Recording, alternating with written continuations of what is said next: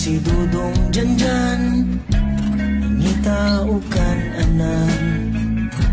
Aron mahuwasan ang naghilak niyang tiyan. Ni order o paklay, tawgi o barbecueng atay. Ni makaplatong kanon o gusa ka bandihadong bihon.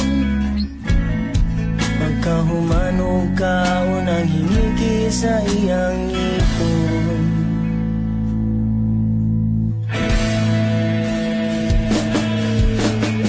Pagpaningil sa tindera, ni kalit lang og drama-drama. Pahilak-hilak sa lamisa, bisan di man nag-artista, kay ikaw at iyang pitaka.